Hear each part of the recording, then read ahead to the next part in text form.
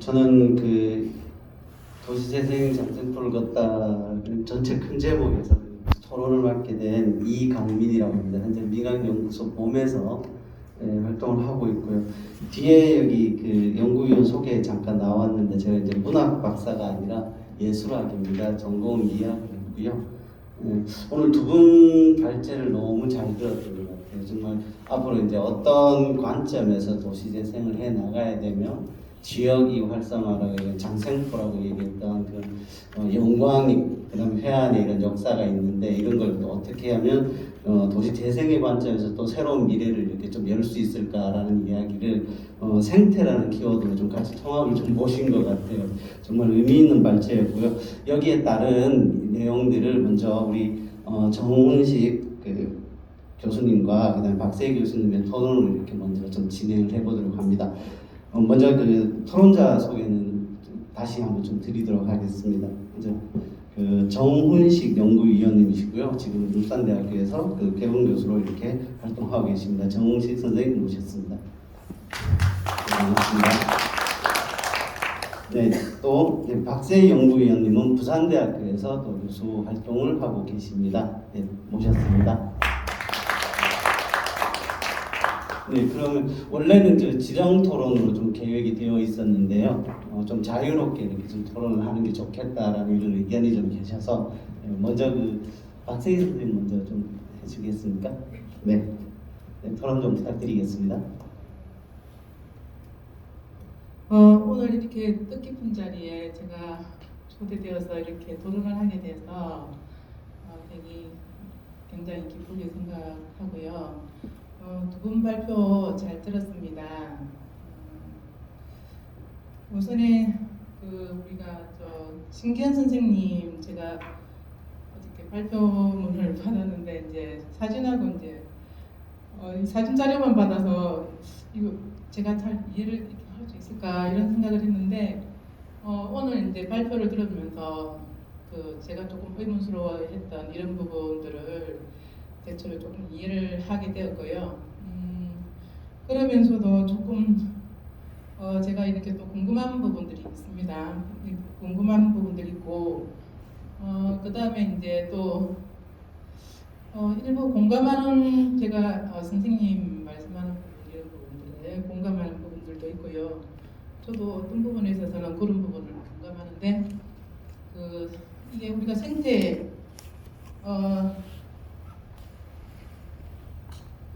위기라고 하는 게 사실은 이 생태 철학의 모태가 된 게 생태 위기잖아요, 그죠? 그래서 이게 처음에는 저도 이제 이게 우리가 여러 이제 이런 생태 위기가 지구 어떤 공동 현안이 되면서 인간과 자연이 어떻게 조화롭게 함께 공생을 할까라고 하는 이런 문제에 초점을 맞췄던 것 같아요. 그래서 그런 부분, 그러니까 사실은 생태 철학이라고 하는 이런 부분에 대해서 어떤 부분에 있어서는 굉장히 급진적인 이런 경향도 요즘 보이더라고요. 그래서 그런 부분들이 있는데 선생님께서 생각하시는 이런 생태 철학이라고 하는 이런 부분에 대해서 조금 더 구체적으로 이렇게 좀 설명을 해주시면 저를 비롯해서 여기 계시는 분들이 조금 더 잘 이해를 할 수 있지 않을까 그렇게 하고 또 이제 이것이 울산의 지금 현재 방어진의 어떤 생태 환경이라고 해야 되나 이런 거하고 또 어떻게 좀 더 구체적으로 이렇게 조금 설명을 해주시면은 훨씬 더 조금 이해하기가 좋지 않을까 하는 생각이 들었습니다. 그래서 거기에 대한 설명 좀 부탁드릴게요. 바로 받아주시고. 네, 질문 감사합니다. 제가 준비를 하면서 그러니까 제가 철학학회에서 발표를 할 때는 구체성에 대해서 문제가 사실 안 돼요. 저희 철학은 원래 추상의 학문이기도 하고 외부에 나와서 발표를 하게 되면 늘 제 얘기는 뭔가 좀 겉도는 듯한 느낌 때문에 늘 답답하긴 했었거든요.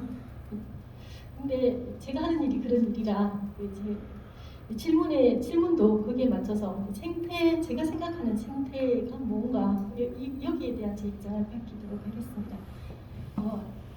일반적으로 생태라고 얘기하면 생물들이 살아가는 삶의 모양, 상태, 뭐 이런 것들 얘기할 거예요.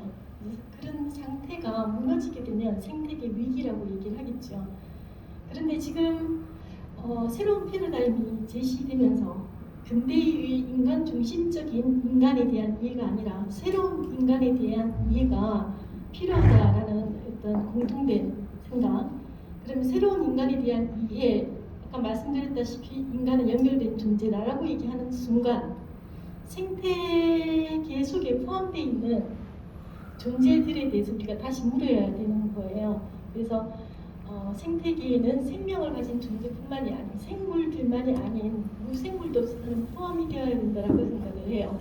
그래서 인간과 비인간의 이 관계에서 이 비인간이라고 하는 존재가 무생물일 뿐만이 아니라 사회 제도, 사회 시스템 이런 것들까지 다 포함이 되어야 된다고 저는 생각을 합니다. 그래서 그런 것들이 함께 공동체를 이루어갈 때, 그러니까 인간이라는 존재는 제도 속에서 자기 존재를 표현해내고 사물과의 관계를 통해서 표현해내고 사물도 제도도 인간이 있어야 그 모습을 갖추고 있게 되겠죠. 그래서 각각 어느 것이 더 우월하고 어느 입장이 중심이 되어서 움직이는 것이 아니라 각각의 존재자들이 똑같이 고유성을 가지고 있대. 그 고유성들은 동등해야 된다고 생각을 해요. 그래서 중심이나 주변에 이런 구분지 없는 이분법적인 구분지를 넘어서서 네트워크를 이루는 것을 저는 생태라고 생각을 합니다. 이렇게 생태를 정의를 했고요. 그리고 급진적이라고 아마 많은 사람들이 판단을 하는 이유도 그간에 생각해왔던 인간에 대한 어떤 정의가 사실은 그 정의를 넘어서서 새로운 정의를 얘기하기 때문에 아마 급진이라고 얘기를 하리라고 생각을 합니다. 그래서 구체적으로라고 얘기를 하신다면 이제 그거를 도시에 접목을 시킨다면 도시라고 얘기하는 부분에서도 아까 제가 아이콘들을 그냥 무작위로 가져왔다라고 말씀드렸잖아요. 도시가 근대 도시라고 얘기했으면 산업화된 도시를 얘기할 거고 인간의 어떤 효율성, 합리성을 얘기하겠지만 새로운 생태 개념에 의한 도시는 확장된 공동체죠. 심지어는 제가 제 가족 또는 제 학교 그리고 그 넘어서서 마을 그리고 도시로 얼마만큼 네트워크를 확장시켜 가는가의 문제이고, 그래서 생태 도시라고 얘기하면 각각의 네트워크들이 얼마만큼 잘, 그러니까 이때 잘이라고 얘기할 때 그것이 견고하게 꽉 메어 있는 것이 아니라 얼마나 느슨하게예요. 느슨하지 않으면 그것은 무인물이 되거든요. 항상 흐트러졌다가 다시 풀릴 수 있는, 이렇게 해야만이 생태계가 저는 건강할 거라고 생각을 해요. 그러면 도시 속에서도 많은 사람들이 지역성이라고 얘기할 때 이 지역이 폐쇄성을 가지고 있는 것이 아니라 그 지역성 고유성을 가지고 있대. 이 고유성과 다른 지역의 고유성이 서로 만나서 새로운 고유성이 나와야 되는 거죠. 벤치마킹을 통해서 똑같아진다는 통일성을 통해서 넘어가야 된다고 생각을 해요. 그래야만이 지금 우리가 가지고 있는 도시 재생의 한계가 극복되지 않을까 저는 그렇게 생각을 합니다. 제가 답을 해드릴 수 있는 게 여기까지예요. 네, 감사합니다. 말씀은 그 지금 도시 재생 관련해서도 상당히 좀 중요한 발언인 것 같습니다. 지금 유엔에서 20년마다 회의를 하고 있는 도시권 도시 그러니까 세계 정주 회의라는 게 있습니다.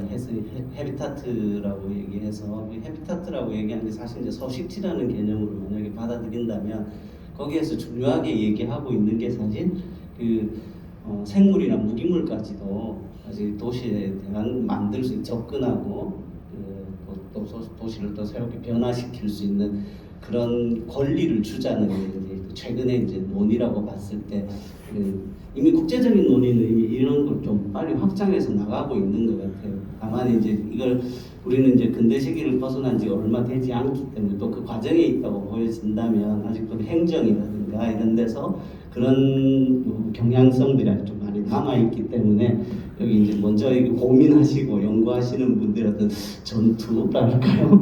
그런 게 좀 많이 좀 벌어질 것 같습니다. 혹시 그 우리 좀 더 추가로 더 얘기. 일단 그럼 우리 정훈식 교수님 먼저 좀 얘기하고 다시 진행하도록 하겠습니다. 네, 반갑습니다. 그 토론을 맡은 정훈식입니다. 어제 제가 이렇게 우리 송수로 대표님하고 잠시 이야기 나누기로는 그 발표자를 좀 정해가지고 토론자를 정해가지고 이야기를 좀 했으면 좋겠다 해서 제가 사실 신기현 쌤한테는 워낙 이 부분은 제가 또 잘 모르고 또 생태 쪽으로 이렇게 철학적으로 이제 접근을 하는 내용이라서 저는 이제 아무래도 이제 과거에 내 어떤 구비 또 구술 이쪽으로 이야기를 좀 하신 김구한 쌤 오늘 좀 맡으면 좋겠다 해서 잠시 이제 어제는 시간이 많이 없어가지고 이 김구한 쌤님 자료집을 미리 한번 보고 이렇게 준비를 했기 때문에 김구한 쌤한테만 일단 질문을 좀 드리도록 하겠습니다. 사실 저는 이제 이 장생포 이렇게 하면 사실은 아무것도 사실 잘 모른다고 해도 과언이 아닐 정도로 제가 울산에 온 지도 이제 한 10년이 안 됐고 한 5년 동안 산 거밖에 없습니다. 그래서 아직 울산 하면 아직 모른다고 해도 과언이 아닌 이런 상태입니다. 그래서 질문을 드린다, 토론을 한다기보다는 그냥 모르는 거 질문을 좀 드리면 좋겠다 생각이 듭니다. 제가 몇 년 전에 그 통신사 관련해서 조선통신사 관련해서 저널이 있어서 그쪽에서 이제 이렇게 원고를 부탁하길래 조선통신사 기록에 보면 이 통신사들이 일본을 가면서 여러 가지 경문을 적어놓는데 일기도라는 대마도 아래쪽에 후쿠오카와 그 대마도 사이에 일기도라는 아름다운 섬이 하나 있습니다. 거기에 이제 머물면서 현지에 있는 사람들이 그 당시 이제 바람이 많이 불어가지고 통신사들이 한동안 머물러 있을 때 일본 사람들이 이제 통신사들을 위해서 무료함을 달래주기 위해서 몇 가지 공연을 하는데 뭘 보여주는 거죠. 그러니까 그 중에 하나가 뭐냐면 그 일기도에서 진행되고 있다. 말하자면 고래잡이의 어떤 그 상황을, 고래잡이의 모습을 요즘도 이제 그런 거 하죠. 민속놀이 재현 이런 것처럼 똑같이 이제 고래잡이 재현을 보여주는 거죠. 그러니까 보여주면서 이제 무료함을 달래고. 근데 거기에 이제 실제 그 보여주는 장면 중에는 실제와 같은 장면들을 묘사를 해놓고 있습니다. 말하자면 고래를 어떻게 잡는지, 그러니까 작사를 쏘고 나서 고래를 한동안 이제 고래의 힘을 빼기 위해서 한 대여섯 시간 동안 고래를 잡아당겼다가 풀어줬다가 잡아당겼다가 풀어줬다가 이런 어떤 과정들을 그대로 묘사를 해놓더라고요. 그래서 그 장면을 이제 가지고 제가 글을 하나 쓰면서 마지막에는 이제 뜬금없이 울산에 그 당시에 울산에 그 이제 이 장생포에서 고래잡이 축제를 하면서 궁극적인 목적이 이제 고래잡이를 허용하는 방향으로 이제 추진을 하려고 하는 그런 움직임이 있어서 제가 뜬금없이 무모하게 사실은 통신사의 그 기록과 이 장생포의 그 움직임을 연결을 시켜서 뭣도 모르고 사실은 비판을 좀 했습니다. 고래잡이 하면 안 되는데 장생포의 이 고래잡이 움직임이 생태 환경적으로 좀 안 맞다. 사실은 무식하고 용감한 발언을 좀 했습니다. 그러니까 왜 그렇게 생각을 했냐면 오늘 제가 아무것도 모르는 상태에서 이렇게 두 분 그리고 또 그 유년 시절에 말씀해 주신 그 내용을 보면서 제가 참 이분들의 생활과 삶과 이런 것들을 전혀 모르고 역사를 전혀 모르고 이제 제가 글을 썼다라는 반성을 좀 하는 오늘 잠시 반성을 했습니다. 아유, 이 글이라는 게 이렇게 쓰면 안 되구나 라는 걸 좀 생각을 했습니다. 예담이지만 그렇고 질문을 좀 드리자면 이 장생포에 오늘은 이제 마을 재생 이런 쪽이니까 좀 이제 그쪽을 염두에 두면서 이야기를 좀 하면 결국은 아까 앞에서도 다 나왔지만 고래잡이는 이미 불법화되었고 그 다음에 뭐 재생의 방향이 생태적으로 가야 되는데 지금 울산의 어떤 현실이 이 사실은 뭐 울산 전체가 생태 방향으로 돌아가지 않는 이상은 이 장생포의 어떤 마을 재생도 저는 사실 여러 가지 어떤 본질적인 측면에서 보면 이 생태 쪽으로 가기가 상당히 힘든 상황에 이 장소를 보더라도 그런 이제 딱 장생포에 들어오면 오늘 아침에도 들어오면서 이제 우연 연기 속으로 제가 들어오는 그런 기분을 느꼈는데 이런 이제 상황이라는 거죠.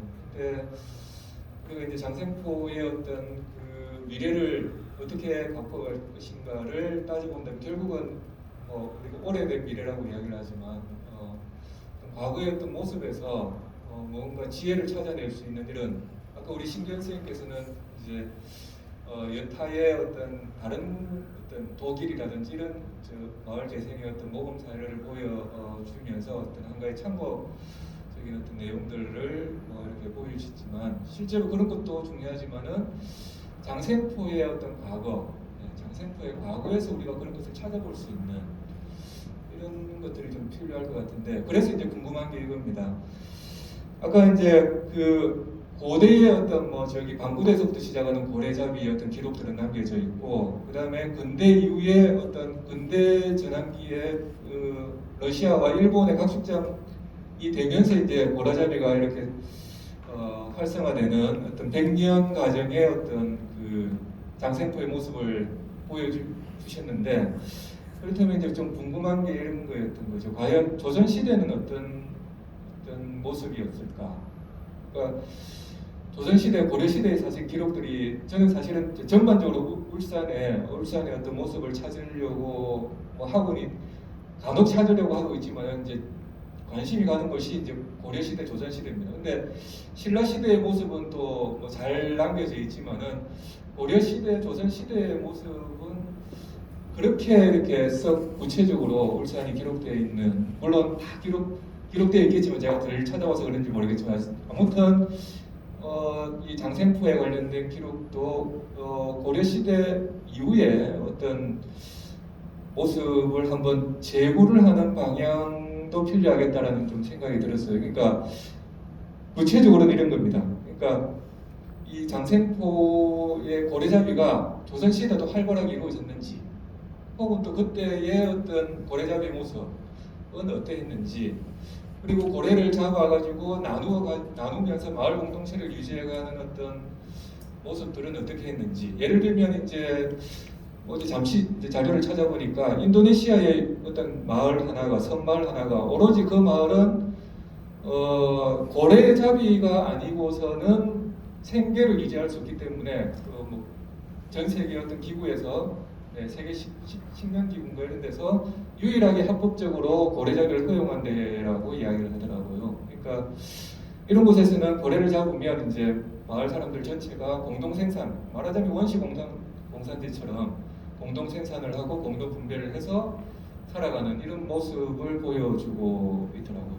그래서 과연 조선 시대에 고래를 잡아 이 장생포의 모습이 이제 어떠했냐를 좀 살펴보면 그 당시에 살아가는 모습들을 통해서 어떤 하나의 지혜를 찾아낼 수도 있을 것이고 그것이 고래잡이가 아니라도 어떤 그런 어떤 마을의 시스템, 마을의 시스템을 우리가 저는 이제 처가가 완도라서 완도에 보면 예전에도 전복을 했지만 지금도 전복을 하고 이렇게 하는데 어쨌든 거기도 해녀들이 보면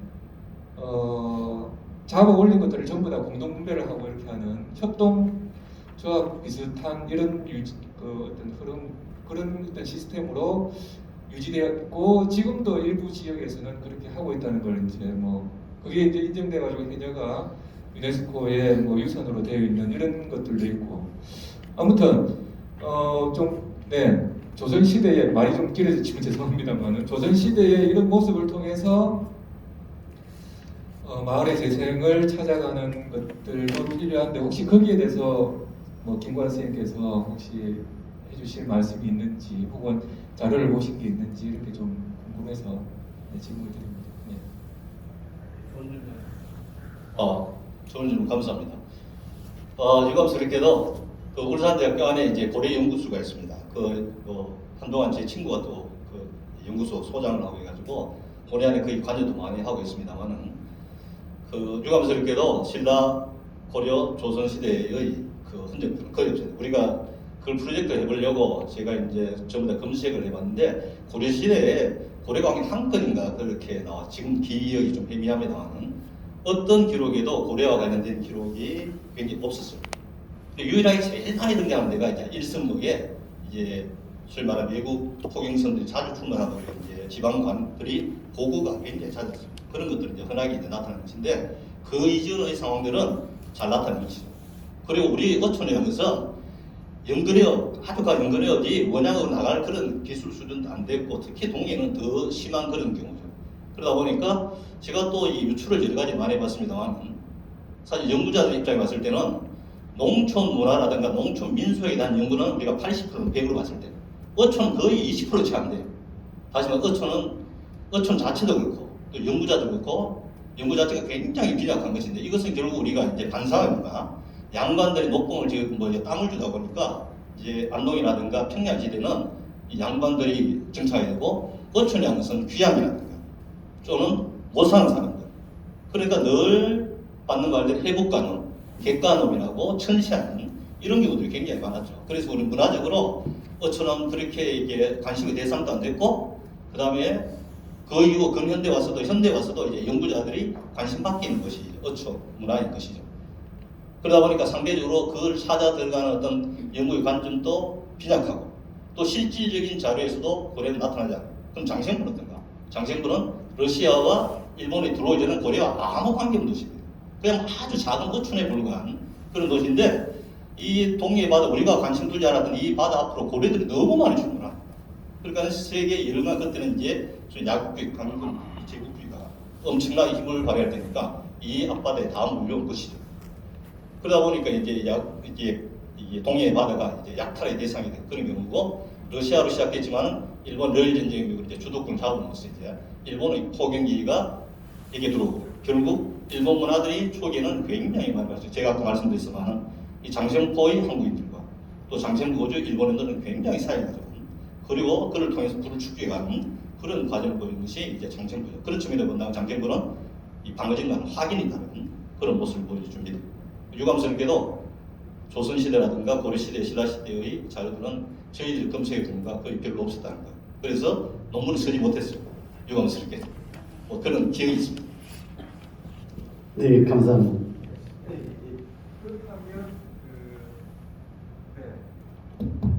오히려 이제 마을 재생을 할 때 고래 없는 마을로서의 장생포를 고민할 때는 사실 훨씬 더 유리한 측면이 아닌가.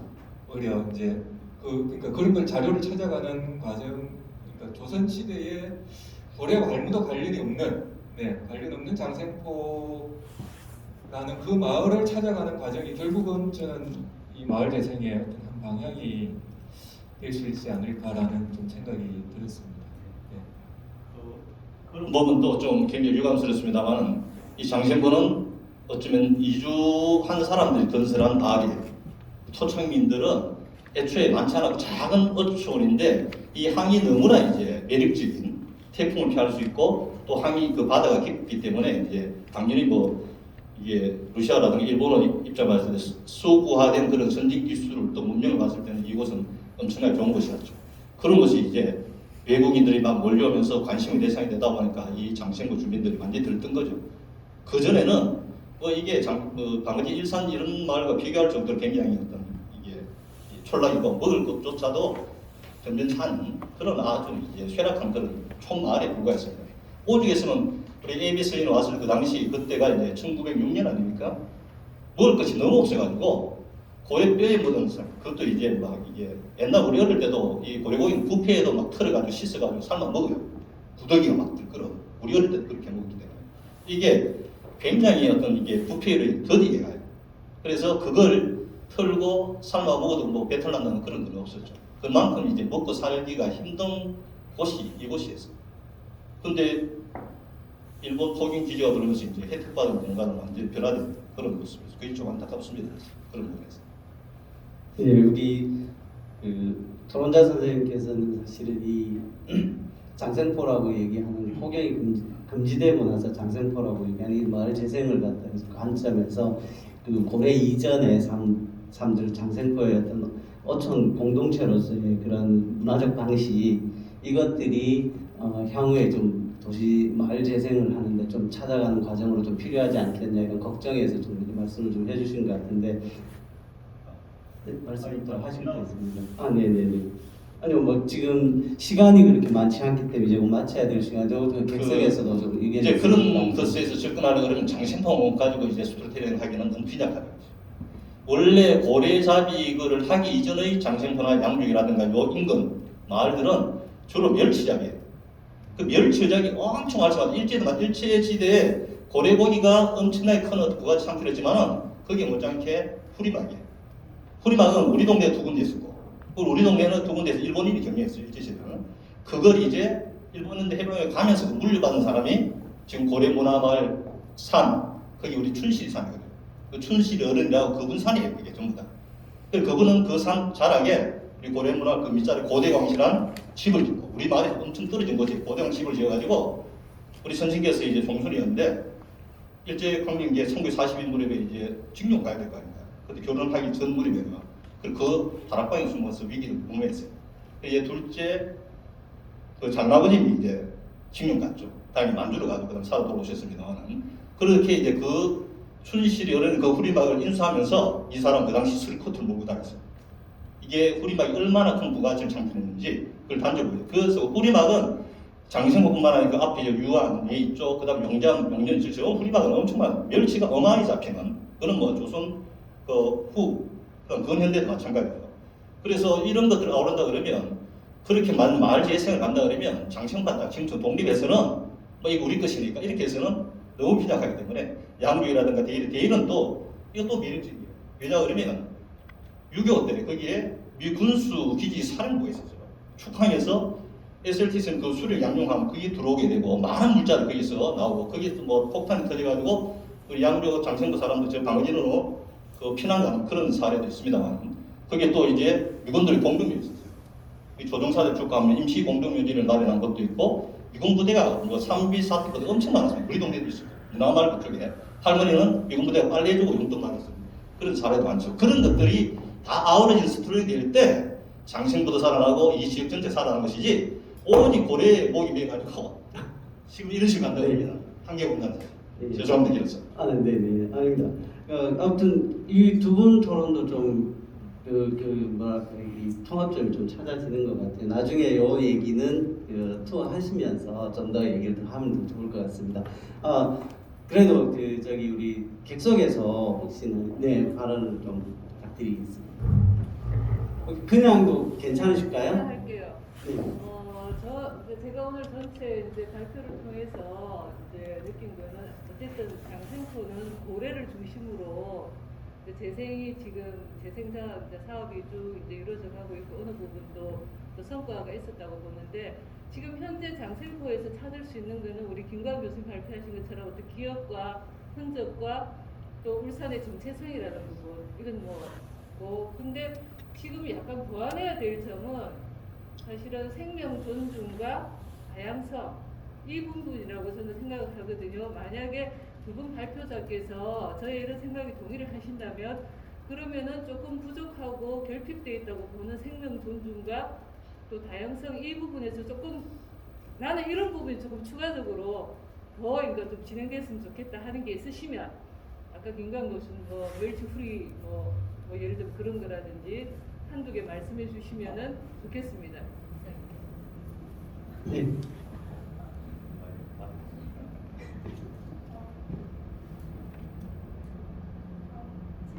너무 좋아서요. 동의를 하고 있고 지금 현재 그 고래 폭염이 금지되고 있잖아요.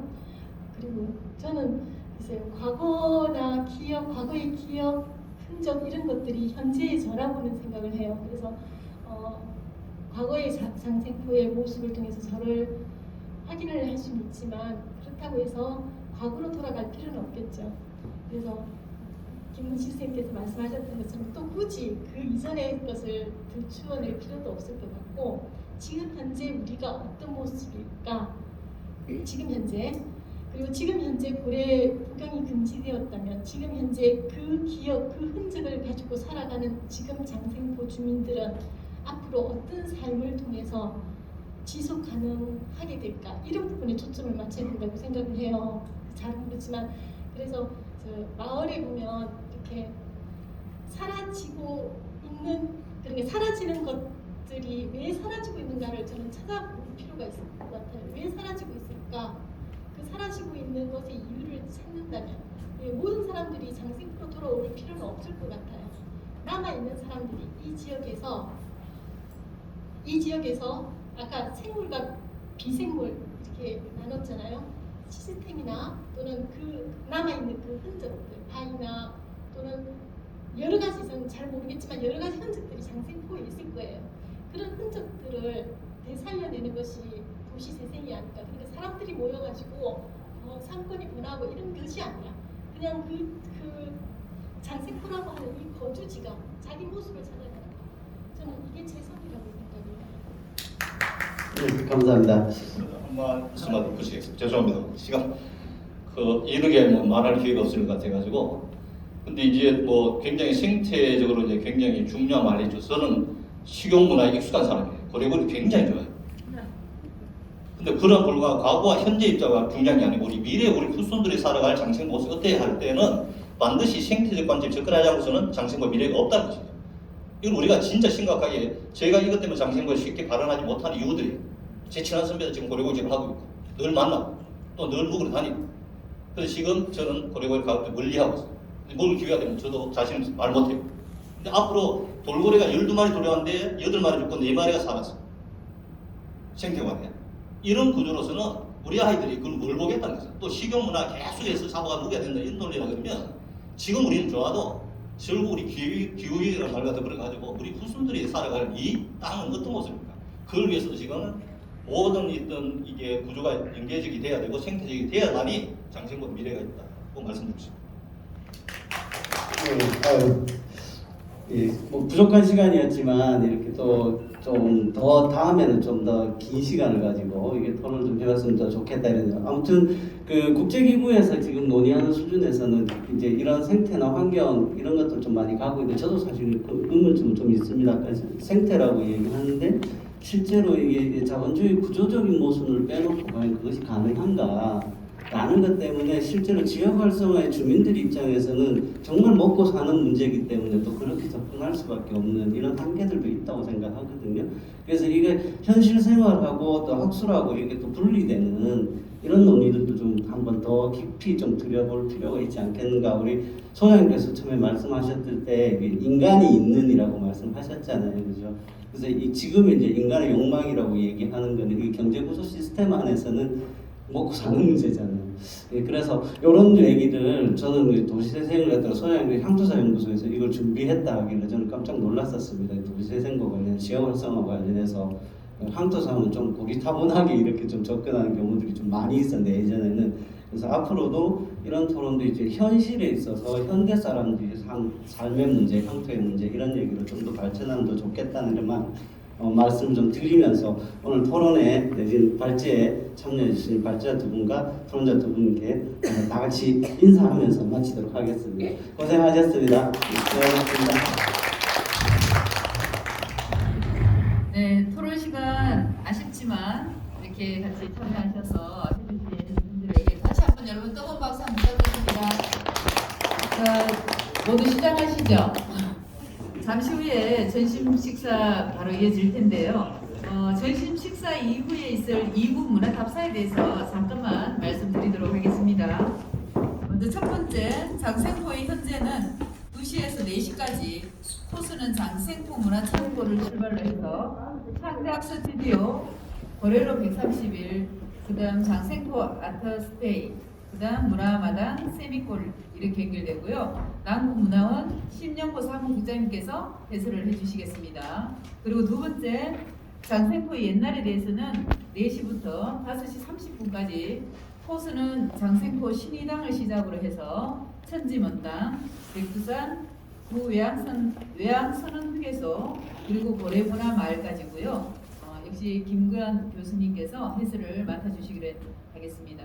그리고 지금까지 여러분들 긴 시간 일부 학술 세미나 시간에 참여해 주셔서 감사드리고요.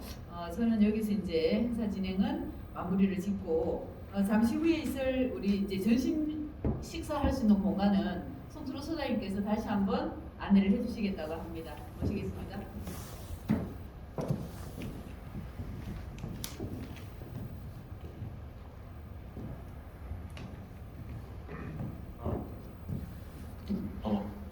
네, 장시간 들어서 여러분 하고요. 저는 여러 학술 이렇게 많이 가봤어요. 그래서 많이 가보고 제가 사회도 보고 발표도 하고 토론도 해봤는데 오늘 우리 한 게 여러 그런 어떤 학술대에 대해서 크게 부족하지 않다는 생각이 들어요. 그 격까지도 좀 많이 없는 것 같아요. 그 특히나 지역에 가다 보면은 격까지가 많거든요. 불필요한 어떤 인사말과 가장 섞여 들었는데 우리는 그런 측면에서 굉장히 깔끔하게 필요한 말만 필요한 이야기만 했다 이런 생각이 들고 그리고 그 이야기들이 굉장히 오늘 들으면서 가치가 있게 있다 이런 생각이 듭니다. 그래서 오늘 우리 그 발표해 주신 김견생님 원래 그 생태 쪽을 지금 긴 시간 동안 계속 해마 잡고 연구하시는 분이거든요. 어제 보면 굉장히 국내에서 유명한 전문가입니다. 그리고 여러분 들어보시면 아시겠습니다만은 장생포는 우리 김관하 선생님 확실히 잘 알죠. 이건 제가 봤을 때 경험과 본인의 이론이 아주 합쳐져서 속속들이 많이 안 와서 제가 다음에 또 모시고 드려야 되겠네까 너무 아쉽다 이런 생각이 듭니다. 그리고 역시나 우리 그 김민수 선생님이 이 낭송을 굉장히 가슴에 와닿게 울림 있게 해주셨다는 생각이 듭니다. 그래서 저는 가끔 존경스럽습니다. 어떤 데는 소설을 낭송하는데 소설을 다 외우잖아요. 이것도 다 외우잖아요. 남들이 읽으면 되는 건데 그죠? 그래서 굉장히 고마운 마음이 많이 듭니다. 그리고 이렇게 사회반 교수님들이 그 박근하 선생님도 감사하고요. 그리고 저는 제가 남구문화원이 한국생과 소장은 있습니다만은 오늘 느낀 건 이런 생각이 듭니다. 제가 하길래 그냥 판을 잘 만들고 어째 좀 위험한 판을 중에 설계를 잘해야 되는가 보다. 그래서 설계 이야기 잘못하면 좀 이상한 분위기도 같던데 그런 생각이 듭니다. 그래서 그리고 이렇게 하시는 걸 보면서 우리 그 오늘 사회를 맡아주신 이강민 선생님이나 정은식 선생님 그리고 박세 선생님이 다 우리 한기사 연구소 연구위원인데 저는 생각에 야 이렇게 참으로 괜찮은 분이 많은데 뭔가 자꾸 일을 하게 해야 되고 그것이 보람되게 해야 되지 않겠냐 이런 생각이 듭니다. 그런 측면에서 저는 가능하면 어쨌든 굉장히 할 수 있는 공간을 확보하고 늘리고 그들이 좀 편안하게 할 수 있는 일을 해야 되겠네 이런 생각이 듭니다. 그래서 앞으로 그렇습니다. 그리고 앞에 그 우리 강 선생님이 그 향토산대에게 도시 재생인데 저는 그 향토사 소장하면서 할 때부터 좀 생각이 좀 달랐습니다. 그래서 사실은 향토사 연구소를 지역문화연구소든가 지역을 붙여서 가야 안 되겠나 싶었거든요. 너무 향토사라니까 옛날 그 무는 뒤지고 이런 것만 한다 싶었는데 무는 뒤에 게 많지도 않을 뿐더러 자꾸 밥솥 들고 밥솥 드는 것 같습니다. 근데 그건 가스뜨기 면도 있고 그래서 가장 중요한 건 지금 현재 살아가는 우리들의 삶의 모습을 어떻게 우리가 같이 풀어내는가 이런 생각입니다. 그래서 앞으로 우리 향토사 연구소는 좀 더 지금 현재 우리들의 모습을 문화나 역사 문화적인 측면에 접근할 생각이 많습니다. 그리고 장생포 이 부분은 오늘이 끝이 아니고 내년에 1년간 제가 생각에 한 번 더 할 생각이 있습니다. 그래서 좀 더 심화되게 하고 심화되면 그 가능성이 있으면 아마 장생포 특집 전화집으로 발굴해야 안 되겠나 이런 생각이 듭니다. 그때 오늘 하셨던 분 다시 모시고 싶습니다. 식당을 여러분 여기서 제가 딱 가보니까 한 300g? 정도 안 됩니다. 그죠? 그래서 나가서 조금만 가면 됩니다. 세창이라고 여기가 세창 원래 옛날에 세창이었거든요. 그래서 가면 세창 식당이라고 있습니다. 그냥 비싼 거 대접하지 못합니다. 원래 불고기 대접해야 되는데 그건 참안 되잖아. 힘들어가지고 그냥 아주 값싼 뷔페를 갑니다. 근데 값싼 데 비해서 아주 맛있는 가성비 좋은 겁니다. 한 면도 빠지지 말고 그냥 식당으로 가셔서 다 식사를 했으면 좋겠습니다. 제가 인원수에 다 계산해가지고 하게 됐기 때문에 빠지면 안 됩니다. 식사하고 가있어요. 2분 앞서가면 더 좋습니다. 예, 여러분 수고하셨습니다. 네, 이렇게 해서 예일모 대체 학술 세미나 행사를 마치도록 하겠습니다. 자치를 위해서 박수 한 번만 더 치고 마치도록 하겠습니다. 감사합니다.